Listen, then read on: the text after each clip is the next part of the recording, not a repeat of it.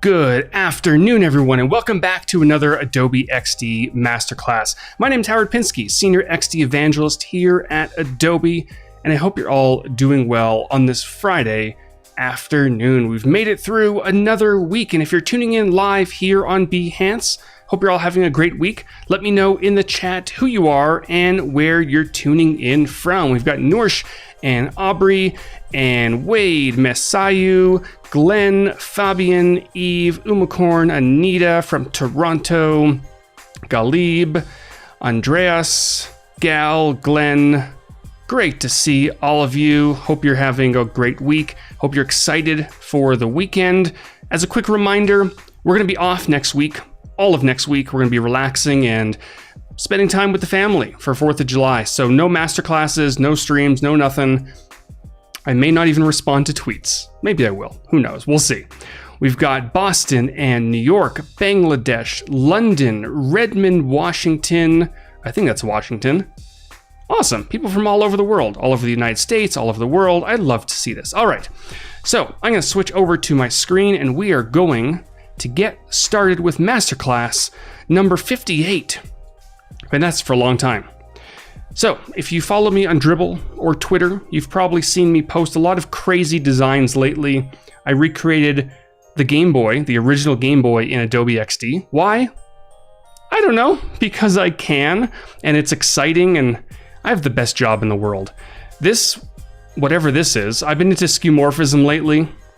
Ever since Inner Shadows hit Adobe XD, it's like everything gets an inner shadow now, and textures and all. Actually, speaking of textures, next week I will be uploading a video on how to use textures and blend modes to improve a design like this. It's going to be a lot of fun. So I think Tuesday morning it's probably going to go live. But today we are going to be working on this adorable weather widget. Now I did upload a video on how to create. Where is it? There we go. This video right here. So I uploaded a video on how to create the cloud icon in Adobe XD. Today, we're going to be doing the whole darn thing. So we're going to be recreating this, shape in the background using the greatest plugin ever known to human beings. I promise you. Maybe not, but we'll see. Some text. And then, of course, I'm going to show you again how to recreate the cloud if you did not watch that video. Wes says, you do have the best job in the world. I definitely have one of the best jobs. I'm sure there are many jobs that are more rewarding and, exciting than mine, but I love my job. I get to sit here and recreate Game Boys and get paid for it. It's amazing. I cannot complain. All right, so I'm going to hop over to the gummy bear. Oh yeah, it kind of does. I think you're referring to Umacorn, this one. It kind of looks like a gummy bear, possibly. It looks like you can kind of like poke it and bloop, it would just kind of jiggle. I don't know. But I put those hands back there just to add a creepy effect to it, because why not, right?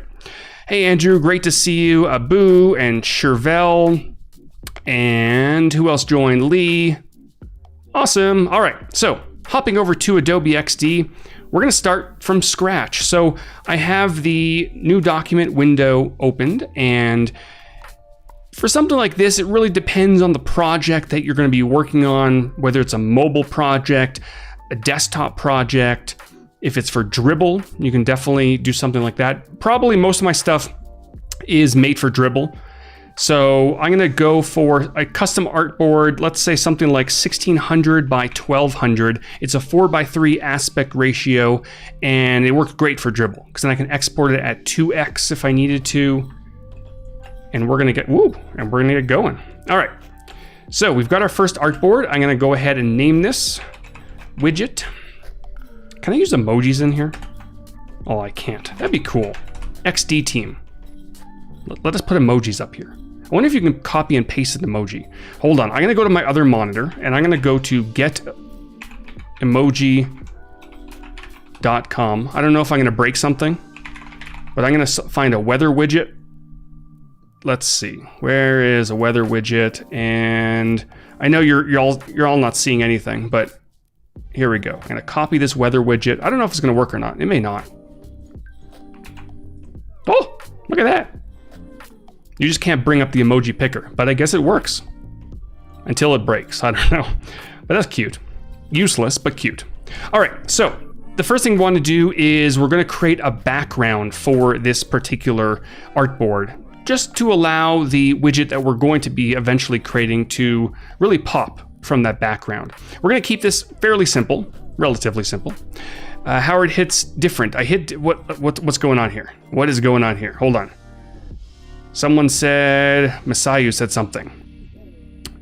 I can't see it. I don't know where it is. Oh, I'm glad this is not re-airing. Yes, so the master classes are not reruns. Sometimes every 2 weeks, I think, the daily creative challenges are rerun, but these are absolutely live, unless I'm just very clever and I predicted what all of you are going to say at the exact moment you say it. All right, so I'm going to go ahead and just drag out a rectangle across. Actually, I don't have to do that just yet. I want to set a background color for our artboard. So I'm going to hop into the appearance section and I'm going to set a radial gradient, and the middle color is going to be, sort of like a light blue, somewhere in this area here. Want to keep it very subtle, very light, and then the sides are going to be more of a, darker blue. That's probably a bit too much. Maybe pull this down. Ooh. That's a bit better. There we go. Okay, now we're dialing it in, right? Usually when you first add colors, it's like, whoa, what are we doing? Then you start to dial in and really tweak those colors and things just make sense. And what you can also do with these radial gradients is grab this handle at the bottom and not only, make this larger, but you can also stretch it out a little bit so that you have, more of that color in the middle extending towards the top. And then you have almost like a vignette, right, around your artboard. Kind of gives it a fun look. And then over top of this, I may want to add a little bit of a texture, very subtle. If you've been watching my stuff, I'm big into textures lately as well. Is it no longer on YouTube? It should be on YouTube as well. Yeah, all of our streams are routed through YouTube, so this should be, actually, we're on a different channel this week, testing things out a little bit, but it's still there. All right, so I'm gonna go ahead and grab the rectangle, draw one out, and I do want to add a texture in here. So there's a few ways we can get textures into XD or images in general. If I hop over to Finder, I do have an images. I have lots of images, but I do have a folder full of textures that I grabbed from Adobe stock, including a bunch of rain images, as you can see here. I also have a Creative Cloud library that I set up recently that has all these textures as well. So I can grab any of these, let's say liquid textures, just pop it in here, boop, just like that. And then I can experiment with some blend mode. So maybe something like, I don't know, soft light might look okay. Again, we want to keep it very subtle. So something like soft light or overlay. Overlay definitely gives it a bit more pop, but you have to keep in mind that when I did this, this top section here, because the original image is a little bit lighter up there, it's still a little bit lighter. So if you're going to be putting things like text up there, right, and you want white text, it's a little bit difficult to see. Whereas if you do something like soft light, those highlights aren't as strong, so you can almost get away with it. Yes, Wade, thank you for posting those links. And as a reminder, there is a completely free section on Adobe stock. And there's, I don't know the exact number, there's like 70,000 free images. It's probably gone up since then, but yeah, free images on Adobe stock, it's wonderful. All right. And what's cool about these, using textures and images from your Creative Cloud libraries is they come in as linked assets. So if you decide you need to edit these, or you're working with somebody who's controlling these assets and they edit them, those changes come on through, which is wonderful. All right, so we have our texture looking pretty good, and now we want to start building out the actual widget. So I'm going to start with the container or the main shape of this widget, and I'm going to draw one out like this. Now, there are a few things we can do in terms of the shape, right? Originally, when I created this a while back, and I don't think anyone saw it yet, I rounded out the corners. So I grabbed one of the handles and rounded out the corners quite a bit, just to give it a fun, playful feel. And then what I did was I started to assign it some color. So let's say a linear gradient we can probably go with. Probably don't need a radial gradient or any of those other ones. And at the top left-hand corner, we're gonna go, whoops, wrong corner. top left-hand corner, there we go. We're gonna go for a nice light blue, and then towards the bottom, we're gonna drop that quite a bit so it's a bit darker, right? Somewhere right about there. And then we can experiment with some additional styling. So we can maybe put an inner shadow. And instead of a shadow, we can use this as a highlight. So I can switch this over to white and then maybe bump it down on the Y and then bump it over on the X so it's kind of grazing that left-hand side. Might want to blur it a little bit and then really experiment with the color and opacity. So, you know, we're working with a blue shape, so I might want to bring a little bit of blue into this and then bump up the opacity a little bit. So it just adds a nice little highlight, very subtle highlight at the top of our shape. And I can continue tweaking, add some blur.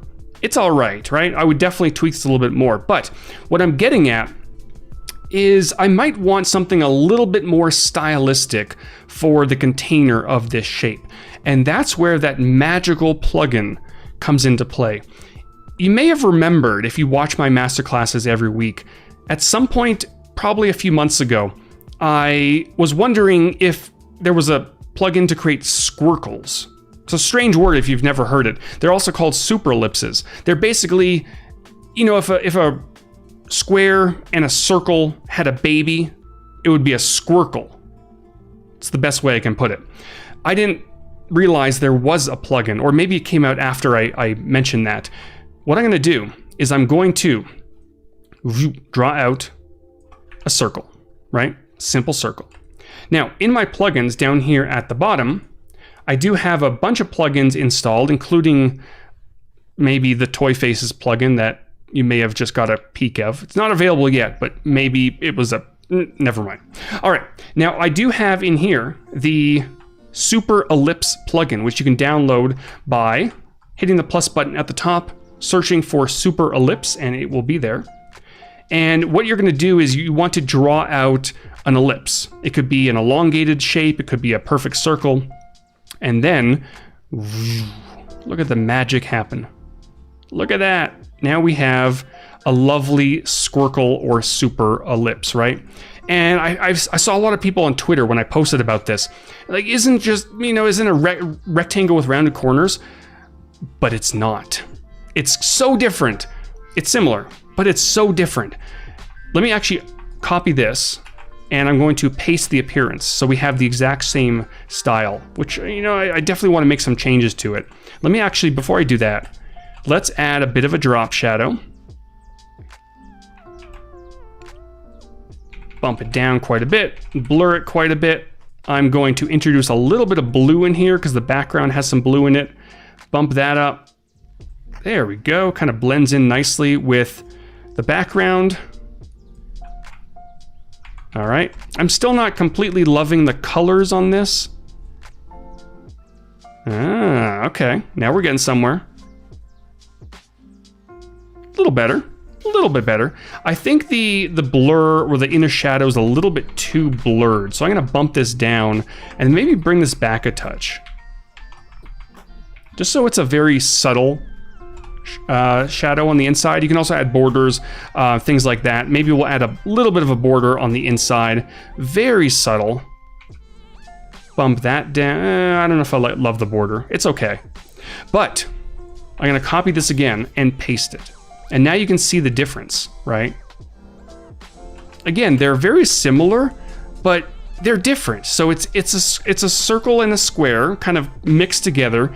The corners or the edges on this side, on all four sides, they're a little bit curved. And then of course you have the rounded corners, and you can also go back to the plugin and, you know, make changes later on, right?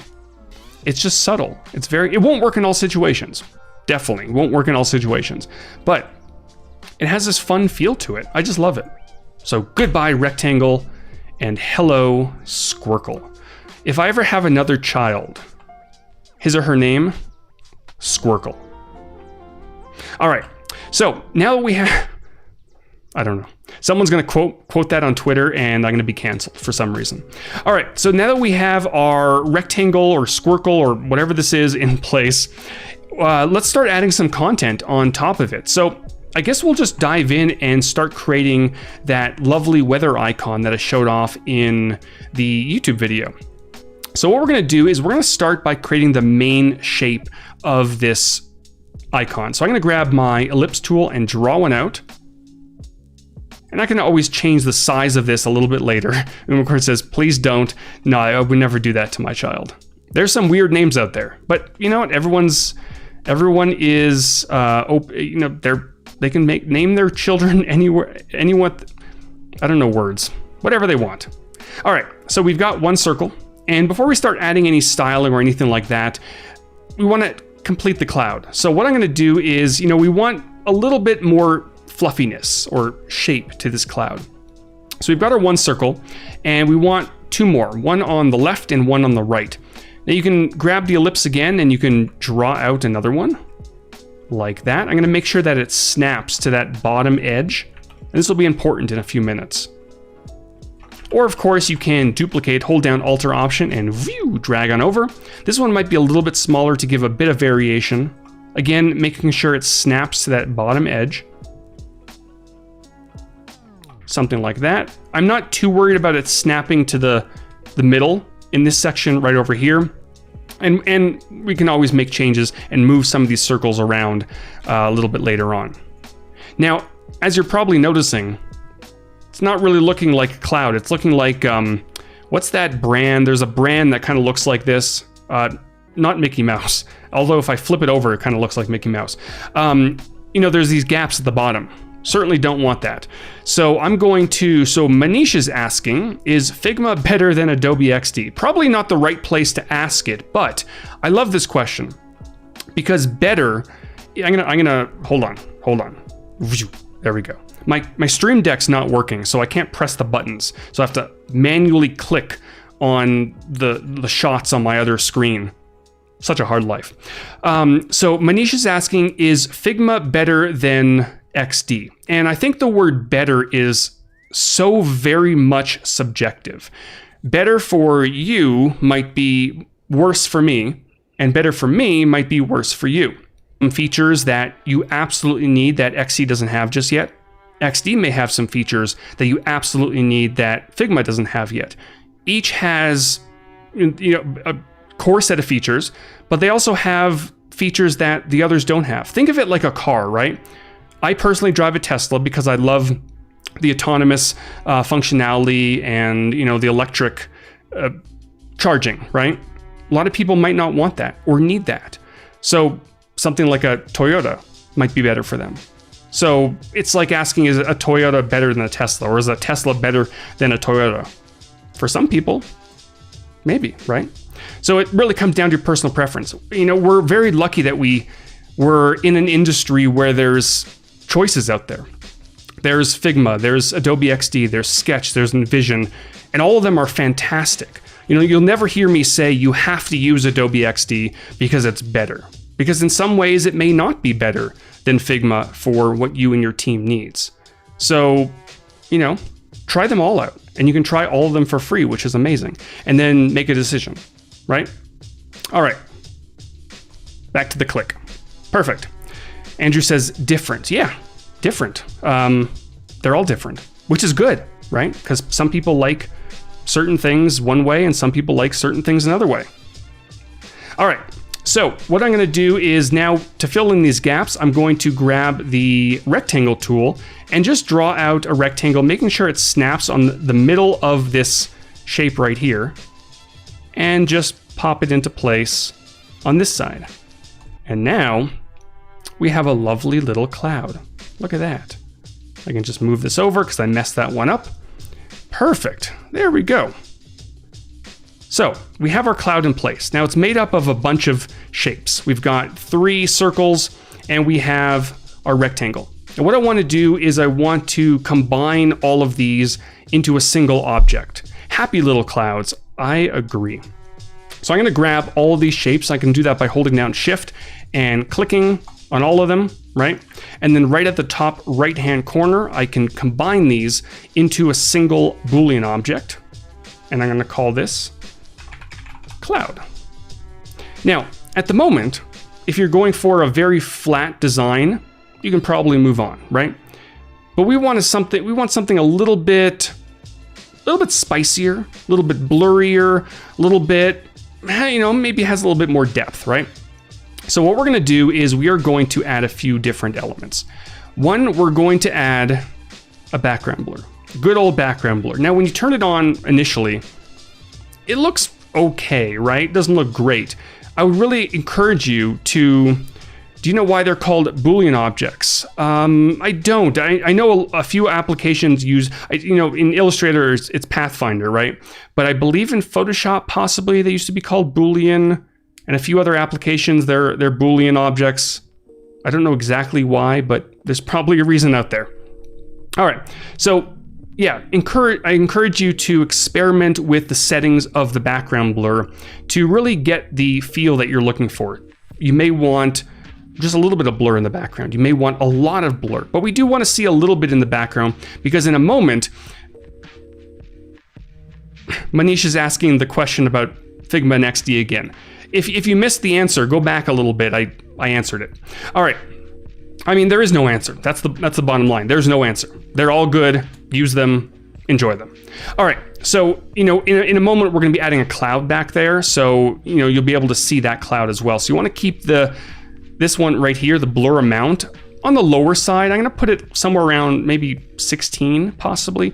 Again, we can always go back and make changes. And for the brightness, we're going to keep it somewhere around 15 as well. Of course, you can make it much brighter or much darker, but we do want a little bit of brightness in there.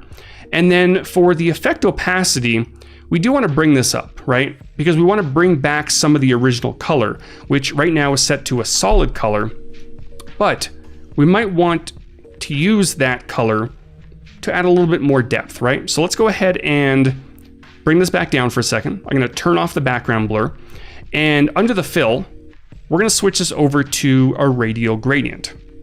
Now, we might want at the top, like right about here, our little highlight, and then down at the bottom, we might want the neutral color for these clouds.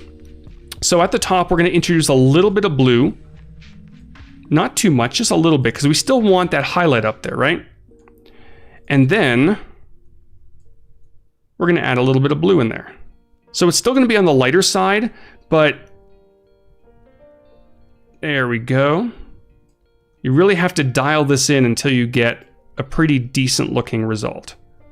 Now, of course, once we add the background blur back, we might have to go back and make tweaks to this particular color. All right. Yes, so Smith is saying the effect of the blur is what Microsoft also has in Windows 11, that glass feel. Yes, so Windows 11 is definitely going all out with their glass morphism and, background blurs. Apple did this a while back, and I think Apple's starting to dial back a little bit. But yeah, there's definitely a lot of blurring and glass effects going on. All right. So we're going to go ahead and turn that background blur back on, and then we're going to bump that effect opacity back up. And you're noticing again that, the color from the radial gradient is now starting to come back in. So around 75% looks pretty good. And of course, you can continue playing with this. And depending on the color of the actual shapes, you might have to tweak a little bit more, right? Makes it a little bit larger, maybe. Something like that. And then what we might want to also do is start adding in some additional styling. So something like an inner shadow, very similar to this shape here. We're not really using it as a shadow, but we might want to use it to add additional highlights, not just at the top, but maybe also the bottom as well. So I'm going to switch this over to white. And then what we're going to do is we're going to experiment with these values. So maybe I'll bump it a little bit on the X, and then possibly, keep it around the same on the Y, but I really want to blur it. So I'm going to bump it up to maybe, 14 possibly. And you're noticing as I did that, there's a little bit of a blur and highlight down here at the bottom. And if I bump up the opacity, there we go. Now it's all starting to kind of come together. We have this nice little highlight on this cloud. And depending on, what style you're looking for, you can definitely make some tweaks. And then finally, we might want to just pop it from that background a little bit. So we're going to add a bit of a drop shadow, again, keeping it on the very subtle side. We're going to bump it down. We're going to blur it quite a bit. And then we're going to introduce a little bit of color because we do have some blues in the background. Something like that. So no shadow, shadow, oops, shadow, right? Just bumps it up from the background. And if we zoom out, we can start to see that we have a nice kind of fluffy cloud going on. Now I'm noticing as I zoomed out that the radial gradient isn't transitioning very well. So what I'll want to do is just dive in here, maybe make this a touch bigger and just move this down a touch. Just like that, and then maybe experiment and tweak the colors a little bit more. There we go. Perfect. That's looking a little bit better, right? But of course, we might want to now introduce something behind it so that, that blur really starts to take effect. And that's where the sun comes into play. So I'm gonna grab the ellipse, shortcut key E, and draw one out, just like that. And we'll put it behind that cloud in just a moment. But in terms of the styling, we're going to keep this one fairly simple. We're going to go for a linear gradient. We probably don't need a radial gradient for this. And it's going to go diagonal from top right to bottom left. And then the top right is going to be the brighter color. So it's going to be more of a, bright yellow, somewhere in that range there. And then the bottom color, which is going to be partially behind the clouds, we're going to go maybe, very subtle, right? But light yellow to sort of like an orange. And then move it behind the cloud, and look at that. We have a little bit of blur going on back there. You can kind of see it as I move that sun around, right? And this goes back to what I was talking about a little bit earlier, is, if you have this cloud and a background blur on it, definitely dive in here and experiment. Maybe a lower blur amount might look better because it allows you to see a little bit more of the sun and the container back there. Maybe you'll want to drop the brightness, or, don't bump up the effect opacity so much so that some of the cloud comes back, right? So there's so many different ways you can take this. All right. And then, another thing we might want to add to this sun are maybe just kind of some sun rays that go around the sun itself. So I'm going to duplicate this layer here. I'm going to make it a little bit larger. And in this case, I don't want the fill active. So I'm going to turn off the fill, but I do want a border. And I'm going to use the eyedropper to sample this yellow color that's kind of going around the edge. I'm going to bump up the size. I can put it on the inside, the outside, the center, doesn't matter. But I do want to add a dash and a gap, right? Now, depending on your style, you may want to go for, sharp corners, or you may want to go for rounded corners, and that's where the caps come into play. So if you press on that second one, it's going to round out those corners, and if I set the dash to 0, and then bump up the gap, we now have these fun little sun rays that go around our object, right? Now, what you're going to notice is that if you were to adjust this, because the border remains consistent, it's going to kind of have this interesting effect. Now, in this case, we probably don't want that effect on this shape, right? So what we might want to do is we may want to convert this and outline the stroke, right? So I'm going to go up to the object menu, down to path, and then outline stroke, which is going to our border that we just created and convert it into a solid object, right? Now there's a little bit of weirdness going on with the circles because it wasn't a perfect circle. So definitely experiment with some of that stuff till you get things looking accurate. But it's looking pretty good. All right. So I'm going to group these two objects, call this sun, and we are going to move on. Now, one more thing you might want to add, just to give even more depth, and you may have seen this in my example right here, is right over in this area here, there's a little bit of an edge here. And it just gives a bit more fluffiness, it gives a little bit more depth to our design. And it's actually super simple to create. So what you can do is you can either grab an ellipse and draw out a new one, or you can actually grab inside of this Boolean object, grab this existing one, I'm gonna copy it and then paste it outside of that Boolean object. Because if you paste it inside, it's going to inherit the styling of all those objects, which we don't want, right? Now, for the styling of this object here, here's what we're gonna do. I'm gonna turn off all this stuff for now.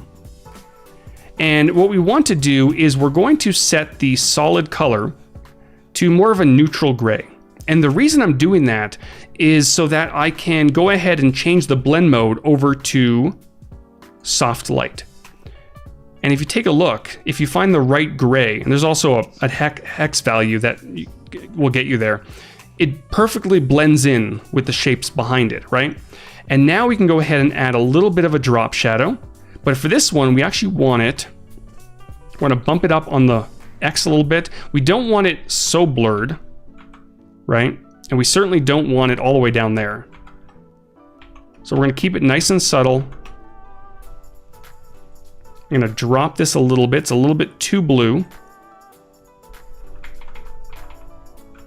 There we go. And just experiment until we have a very subtle edge on our cloud, right? Sometimes it takes a little bit of experimentation to get the exact values right, but that should do, right?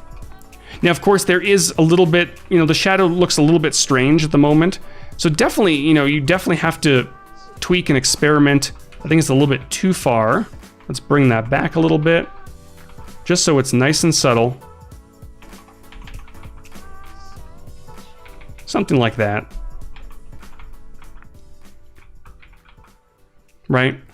Of course, another thing you can possibly do is if you didn't want to experiment with the drop shadow or you wanted something very specific, is you can actually duplicate this shape. And then let's go ahead and change this to something like that. Maybe I will set an object blur, very subtle object blur. And this way, I can move it behind.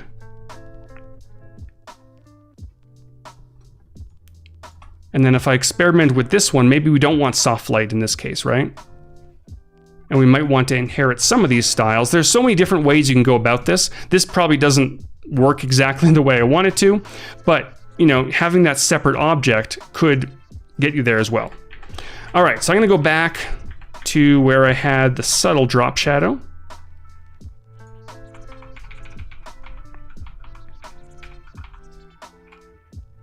That'll work. Okay. Not perfect, but it'll work for now.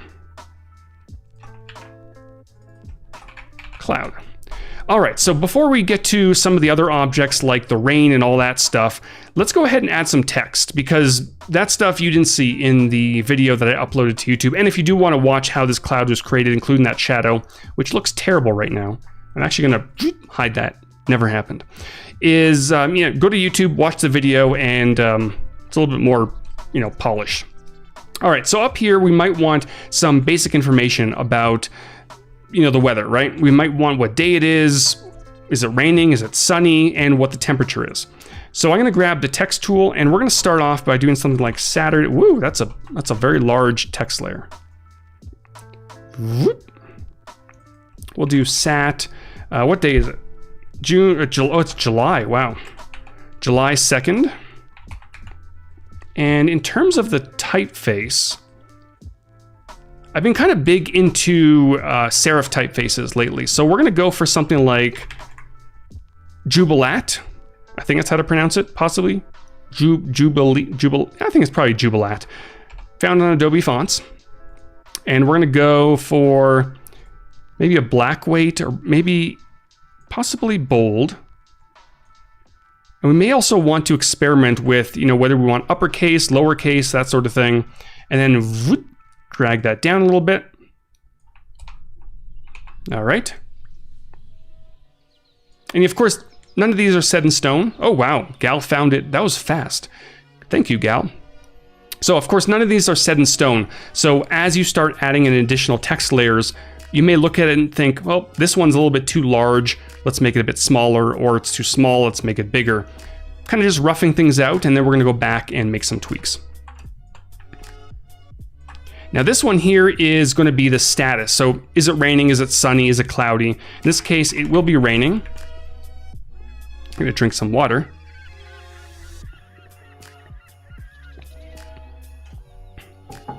All right. Excuse me. We may not want the uppercase in this area here. May also want to bump this up a touch. Now the bold typeface is looking okay. It's looking a little bit too, I don't know, maybe it's fine. Black might be too much. Although it's not bad, it's kind of in your face and fun. And then down here, we might want to do 32 degrees. And I know there's it's one of these. I'm holding down the Alt or Option key on my keyboard. I forget which one it is. It's one of these that will get me the degree sign. Of course, oh, I found it. Aha. So it's Alt or Option and the letter K. At least this works on the Mac. I don't know if it works on Windows. And I'm gonna make this nice and large so that it lines up with raining over here to the right. There we go.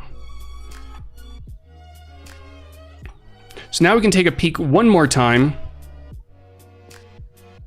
All right. Yeah, so, we have this big area over here to the left, or left of the cloud, right of the text. It's just kind of looking like it doesn't feel, right? It doesn't all line up. So there's a few things we can do here. We can, one, maybe make this a little bit larger. And then two, we might want to also increase the size of our text, because we do have quite a bit of room to work with. Nourish is saying I just make a separate O and then I don't, yeah, you can do that too if you want the degree sign. There we go. Maybe I'll make this line up as well. And then finally, boop. What you can also probably do if you're not able to make the degree sign is do an O like Nourish was saying, but also select that O and then use superscript right over here in the properties. So it kind of works, right? It's a little bit of a different style, but it works.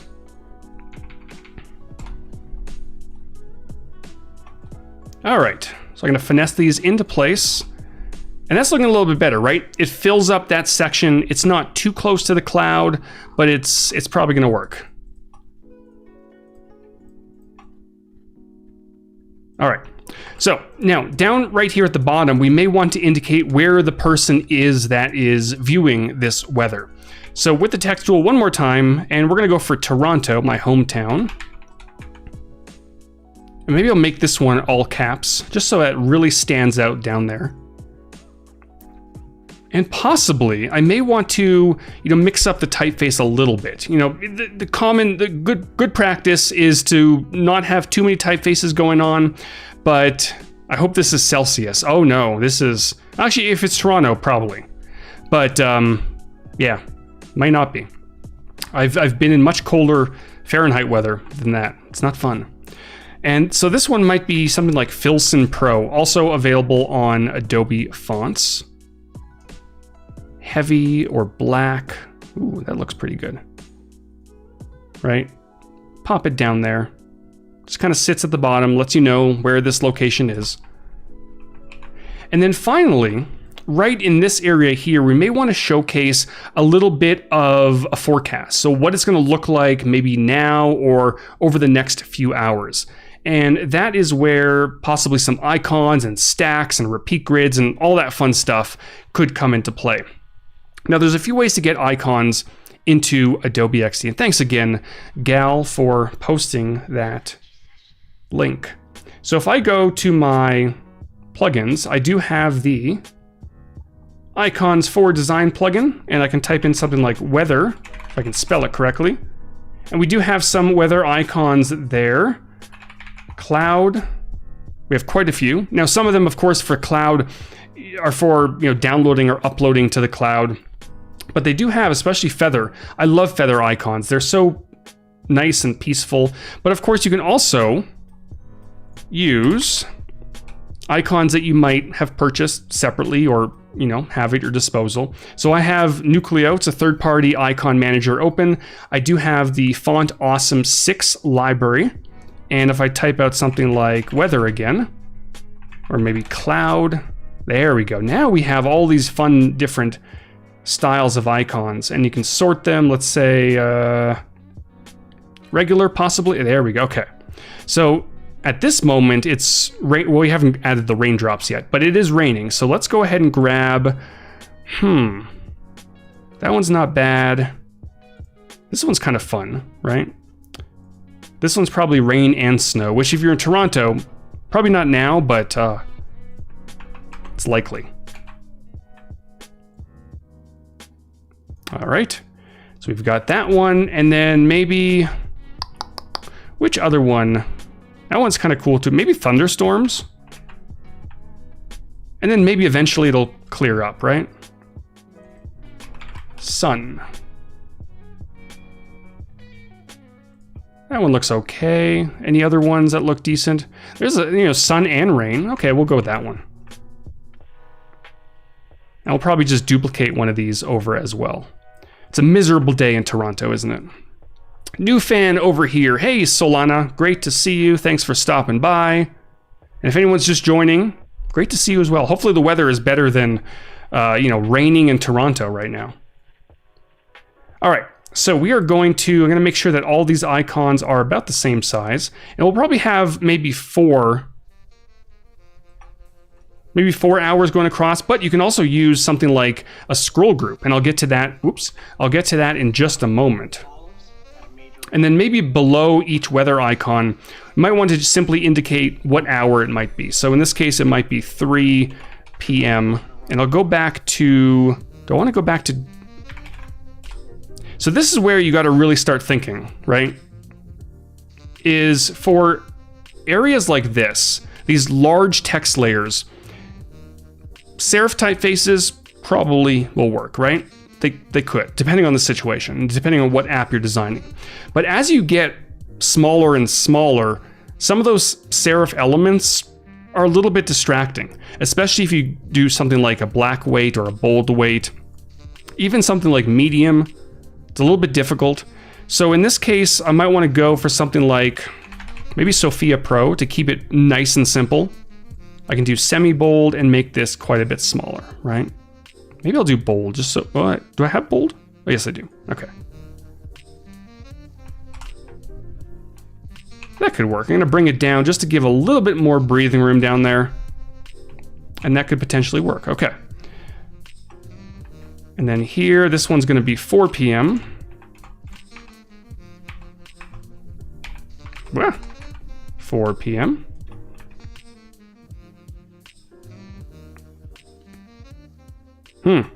Another design dilemma, right? Look at this. This is an interesting example. So we have this icon here, and the center of this icon is exactly where 5 p.m. is lined up right now. But visually speaking, if you take a look at it like this, does it look right? These are questions you have to ask yourself as you're designing things. Would it make sense to center it with the focal point or the lowest point of this icon, which are these raindrops and the cloud, right? Which one looks better? So there's centered on the raindrops, right? And then if I undo this, whoops, and interesting, right? Can you tell me what the shortcut to go to 100% zoom view and back to where you were? So for 100%, it's Command 1, I believe. Yep. And back to where you were, I don't think there is a go back option. But if you want to zoom in on the object you have selected, it's Command or Control 3. All right, let's do a few more. Maybe it'll thunderstorm again. This will be 6 p.m. And then maybe it'll rain again. I can probably just copy this. I should probably group these as well. And this will be 7 p.m. So we have a few that we've started to create, right? I'm going to make sure to group these. And I'm going to show you how you can incorporate a scroll group in just a moment. And make sure all these are lined up, which is very, very important as well. Oops. 4, 5, 6. Do I want to go one more? I don't know. We'll see. So what I'm going to do now is we might want to start making sure that all of these are lined up really nicely. So what we can do is inside of the layers panel, I'm going to select all of these groups, which are terribly named right now, but I'm going to group them and just name this forecast. And then over within the properties inspector, I'm going to turn a stack on. And XD is going to notice that all the groups inside this larger group are laid out horizontally. So it's going to automatically define this stack as a horizontal stack. Now, of course, because they're all spaced out in weird increments, it didn't define a constant padding, right? But I can go in here and say, let's say maybe 32 pixels in between, or it's a bit squishy, maybe, I don't know, 48 possibly. It's a little bit better, right? And then what we can do is we can maybe want another thunderstorm. We can duplicate this, shift it on over, and this will be 8 p.m. So now we have an additional one over here to the side where we can now set up a scroll group. So what we're going to do here is with the entire group selected, I'm going to hit the scroll group option right over here to create a horizontal scroll group. And that's going to give me my two handles, one on the left, which I can move over this way, and one on the right as well.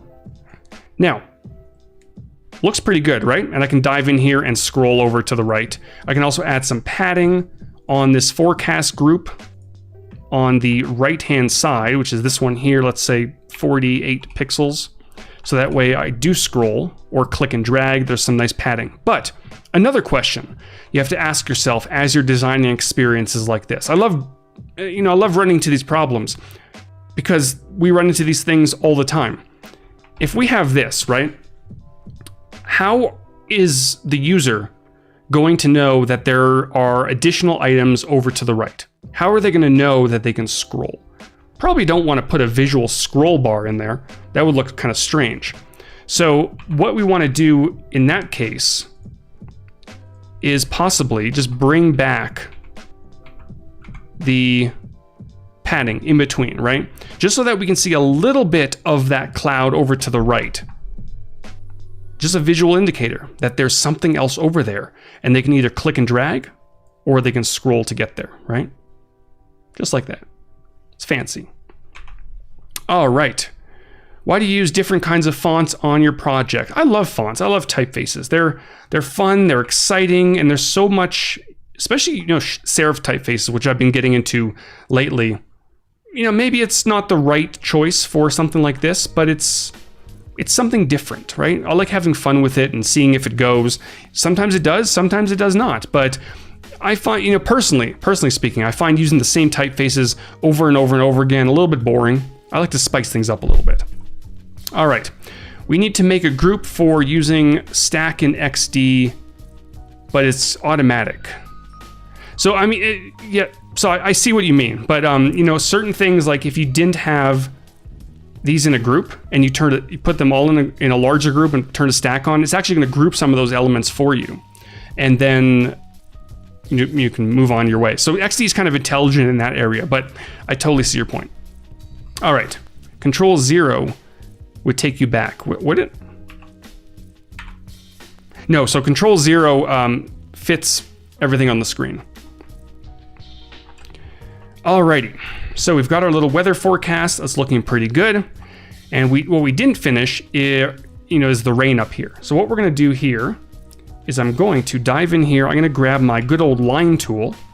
I'm gonna draw out a lovely raindrop just like this.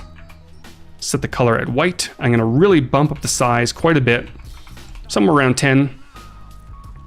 And then I'm gonna round out the caps down here at the bottom. And we want probably, maybe 3 rows of rain, but we want them all a little bit different. So what we can do there is really experiment with our dashes and our gaps. So I'm gonna bump this up a little bit. Maybe I'll bump up let's see, something like that. Bump up the gap.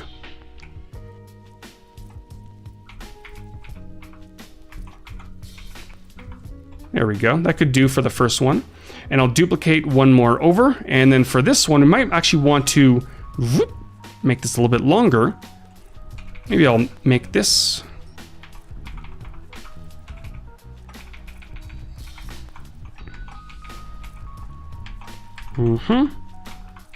Something like that, possibly.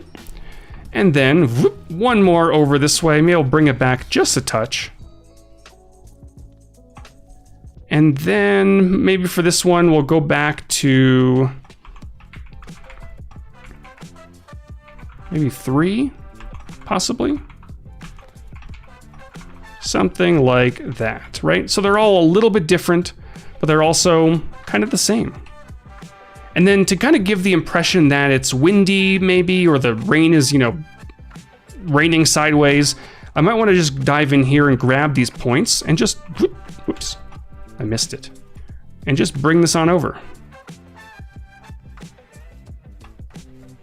Something like that.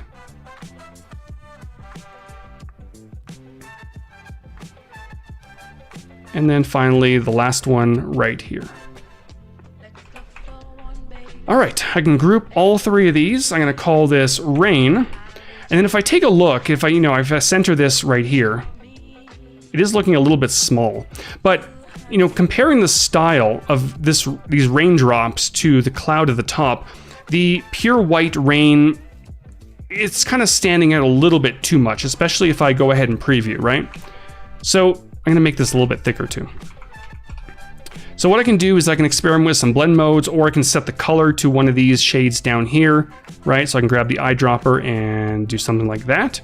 Or I can set the blend mode to either overlay, which is a little bit too much, but soft light could work, just so it blends in with that blue in the background. Of course, depending on the background, you may not want that.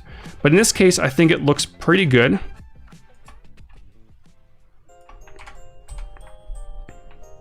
Doesn't line up perfectly, but it's almost there. Maybe I'll just add one more just to fill in some of that space. There we go, and then make sure this is centered.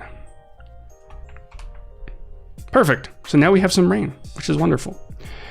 All right, so our weather widget is definitely taking shape. And what's cool about this is that you can start using this on a variety of formats. So if you did want to, maybe very quickly in the next 3 minutes, if you wanted to make a mobile version of this, because this is probably for desktop or maybe an iPad widget or something like that, is I'm going to,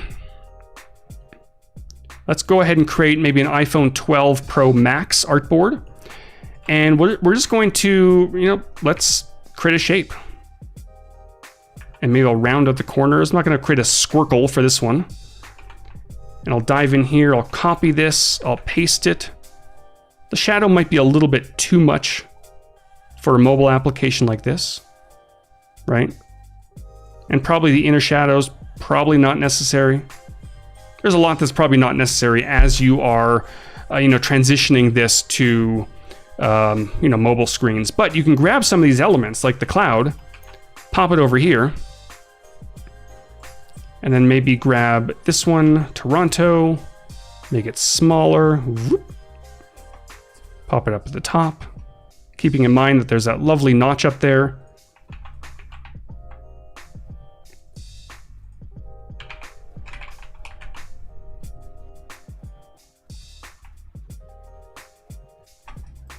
There we go. And then down at the bottom, raining and cold. Although if this is Canada and it's 32 Celsius, that's very hot. So let's just do raining and hot. There we go. So all of a sudden you're adapting it to mobile. I don't know if I would use these typefaces on a mobile design, or maybe I would, I don't know. But they're feeling a little bit off, but I would definitely experiment and find the one that works best. But, now that you have some of these elements, and of course, you can also turn this into a component if you want to, and I'm gonna turn this into a component just so that I can use one of my new overlays. Bam. Look at that. Create a component, Command and Control K. It's covering my face, but you can do it, right? All right, that is going to wrap it up for me for today. Big thank you to everyone who has tuned in for today's masterclass. Hope you learned something. Hope you enjoyed. Hope you have a wonderful weekend and week ahead. Another reminder, we are off next week, so no streams, no masterclasses, but I do have a video coming out on Tuesday. So if you do want something to do and watch, youtube.com/Howard Pinsky. All right, and Nourish and everyone else who has tuned in, stick around. Kyle T. Webster's coming up in just a few minutes, and I will see you all in 2 weeks.